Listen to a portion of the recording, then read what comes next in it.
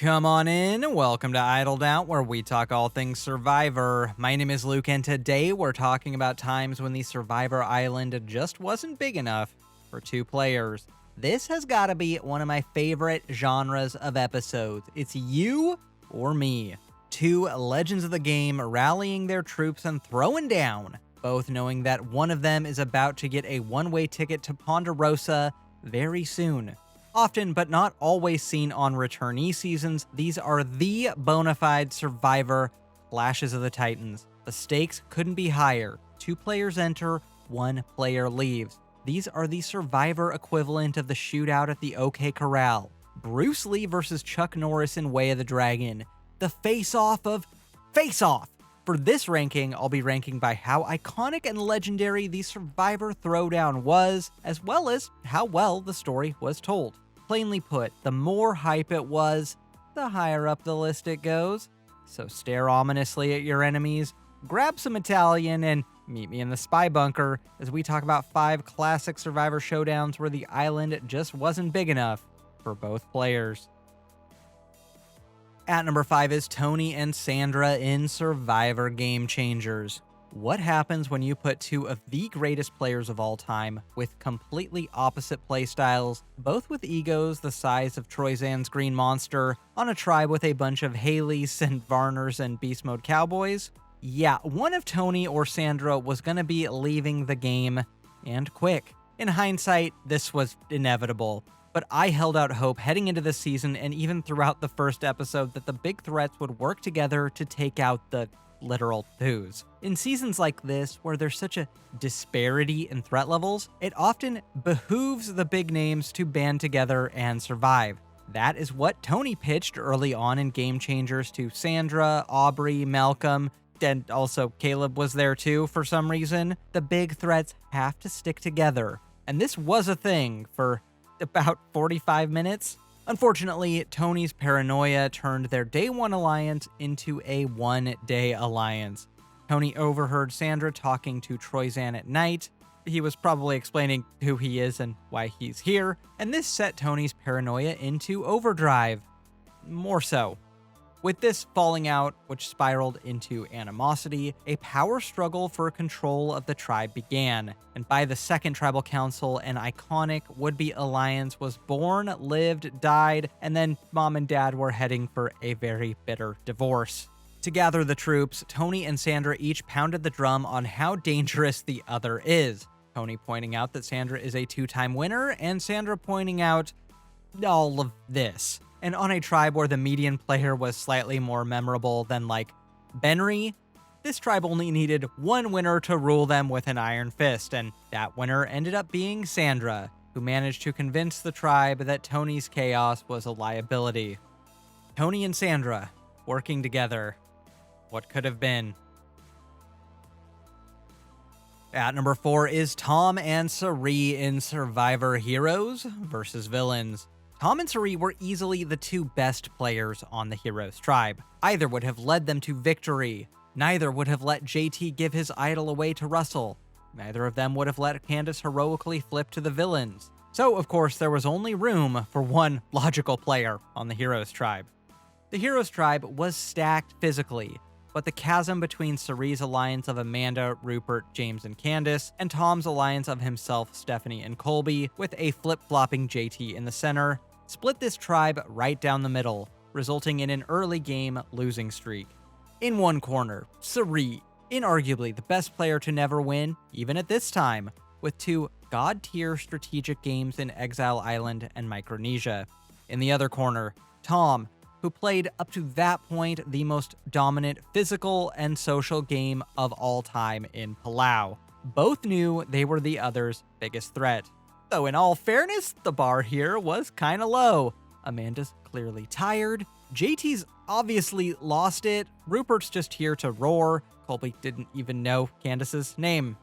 In episode 4, it's clear that Tom versus Cirie is gonna happen. They took a pot shot at Tom by taking out his closest ally a few episodes ago, but the gloves are finally off. Cirie convinces her alliance that Tom's gotta go, so they decide to split votes between Tom and Colby out of fear of an idol, which Tom had. Pretty good plan. It'd be a shame if someone was playing one of the most insane games of all time. This round, JT defected to Tom and Colby, and with Tom using his idol to negate 3 votes against himself, their 3 votes were enough to send Cirie home in a shocking blindside. It's an absolutely amazing move, though Tom would unfortunately follow Cirie out the door the next round, dooming the heroes to JT's leadership. Still, a great showdown between 2 titans, resulting in Cirie's only early ouster to date. That means Tom is in that rare club of players who managed to actually get one over on Cirie, an exclusive club of absolute legends like himself, Sarah Lacina, and Bowie Jane. Please cast your vote to evict. I vote to evict Cirie. Thank you, Cirie. You are evicted from the Big Brother house. At number 3 is Josh and Jeremy in Survivor San Juan del Sur. This one may seem a little high to some of you, but let me explain why I have it so high up. Throughout all of San Juan del Sur, Josh and Jeremy were the number 1 and number 2 picks for Edgic, otherwise known as the tea leaf reading edit seers who are right nearly half the time. It seemed clear that these two were heading for a showdown at the merge, with Josh's alliance consisting of most of the couples remaining in the game going against Jeremy's alliance consisting of most of the singles. It was obvious to everyone, Josh and Jeremy, the rest of the cast, production, us, that whoever won this battle at the merge was winning the game, and deservedly so. And then, just before Tribal Council, as we are getting ready to head towards a Tribal Council battle for the ages, Julie quits, because she knows the jury will start after this round and she doesn't want to be separated from her boyfriend John Rocker, who was voted out 3rd. Yes, someone volunteered to spend time with John Rocker. This completely threw a wrench in the forthcoming Josh v. Jeremy showdown as they canceled Tribal, leaving us on a rare cliffhanger where these two are just staring ominously at each other at camp before the camera pans back and the credits roll. What the hell? The whole season was building to this moment. You cannot tease me like this. The only case of Survivor blue balls bigger than this was this literal giant blue ball. I've anticipated few episodes in Survivor history more than San Juan del Sur episode 8, where we would finally get the resolution to this feud. So who won? Jeremy emerged the victor, as John and Jacqueline, who originally were going to vote Jeremy out, ultimately decided to switch their allegiance to his side. A season-long build-up, a last-second swap of who was going home, with a resolution spread across 2 episodes. Honestly, show this season to kids to teach them delayed gratification. Now, all those things I said earlier about it being obvious whoever won this fight won the season, well, Jeremy followed Josh right out the door, sending Edgic into turmoil and blowing the whole season wide open, making this clash of the Titans even nuttier. And somehow it's all courtesy of Julie. Never thought I'd say this, but thank you, John Rocker. At number 2 is Genevieve versus Rachel in Survivor 47. You may also think this one is too high, but whatever. This was such an instantly iconic clash between 2 new era legends. It straight up rules. By the endgame of Survivor 47, it was clear that one of Genevieve or Rachel was winning the game. But both had had such interesting and oftentimes opposite trajectories. Genevieve started out very strong, with strong positioning on Lavo and massive amounts of influence in the first half of the game. Rachel, by contrast, was often on the periphery at Gata, especially in the latter half when she lost her closest ally. Genevieve entered the merge with a strong position but lost her footing when she emerged as the biggest threat after her blindside on Saul. Rachel came into the merge wanting to keep her head low, but was identified as a threat and then slowly wormed her way into the good graces of influential players like Caroline. Kyle's massive target kept them both safe for a while, but after Sue got her revenge on Kyle for voting for her once like 8 episodes ago, Genevieve and Rachel quickly became 2 big fish in an increasingly small pond. But time after time, Genevieve escaped elimination with shrewd social influence, and Rachel leveraged her advantages and challenge wins to worm her way into a majority alliance. 2 very different, equally valid paths to being Survivor superstars. But at Final 7, it could not be more obvious that these 2 were each other's biggest threat. As a testament to their skills in the game, even after this became clear, they still both escaped a surefire elimination. Rachel foiled Genevieve, Andy, and Sam's Operation Italy plan by winning immunity. Then Genevieve did the same the next round, forcing Rachel to play her idol to save herself. But by Final 5, the inevitable could not be delayed any longer. And with Rachel immune yet again, Sam had no choice but to send Genevieve to the jury. And Rachel ultimately went on to win the game. What I love most about this is the mutual respect Rachel and Genevieve had for each other. So often these one-on-one showdowns turn nasty or personal, but these two just kept things professional and warm, both playing super hard, but also believing it would be an honor to be bested by the other. It's quite heartwarming and shows their good sportsmanship. Well, now let's look at something completely different. At number 1 is Rob versus Russell in Survivor Heroes vs. Villains. Obviously, the dynamic on the pre-merge Villains tribe with the slowly festering rivalry between Rob and Russell is some of my favorite Survivor storytelling of all time. The tension between these two, the contrast between them is so perfectly built. It's crazy. In his era, Rob was considered too mean, too cold-blooded for Survivor, and yet he looks like a choir boy compared to Russell. Russell came into Heroes vs. Villains having learned basically nothing from the lashing he took at Tribal Council in Samoa, and he ran back the exact same playbook. Align with women he falsely thinks he can manipulate? Check. Endlessly hunt for idols at the expense of his social game? Check. Needlessly make things personal? The great, powerful Rupert, the good guy, you know, the second coming of Christ. You can say whatever you want, because it doesn't really matter anymore. You're such a dumbass, Rupert. Check. Ironically, it was these qualities which made him completely unable to win a check for $1 million.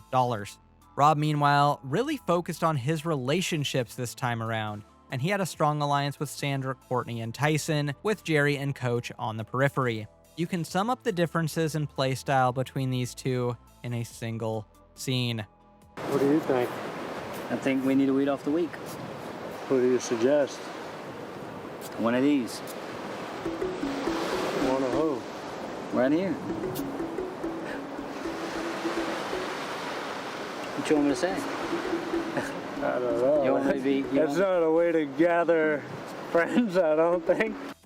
Honestly, Rob's alliance was suffering from success. They'd only lost one of the first 5 immunity challenges where they unanimously booted Randy. If they'd lost any of these other immunities, Russell probably would have just been an easy boot, and everyone would have went on with their lives. But they didn't attend Tribal Council again until episode 5, when both tribes were forced to go. Rob was immune this round, and he and his alliance split votes 3-3 between Russell and Parvati, but Tyson managed to vote himself out. It's a long story. But it's the next round where this really becomes a situation where one or the other must go. And even down a number, Rob should have this. It's a slam dunk. Russell just used his idol. It's time to send him back to Hobbiton. But this round, Jerry and Coach both flip on Rob. Jerry as revenge for her vote off in All-Stars, and Coach, well, I don't want to go full Shambo, but he fecklessly throws his vote away on Courtney, not having the balls to actually vote Rob out. Incredibly, Russell won the ultimate Survivor Clash of the Titans. What I love about this showdown between these two is that these are two of the biggest egos to ever play Survivor. Both play an Iron Fist type of game. Rob's great from the top, which is where he was this season, and Russell's great from the bottom, which is where he was this season. There was genuine animosity and vitriol between the two of them. Russell was jealous of and hated the lionization of Rob by the rest of the tribe, and Rob found the underhanded and cruel way that Russell plays incredibly distasteful.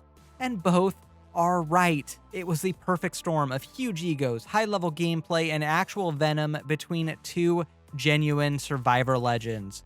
And it was a matchup so good, they did it twice. To very diminishing results. Very diminishing. So fucking diminishing. Got nothing else for ya. Unlike these Survivor seasons, this channel's big enough for everyone. So like and subscribe and I'll get you more Survivor content just like this. Until next time, don't get idled out.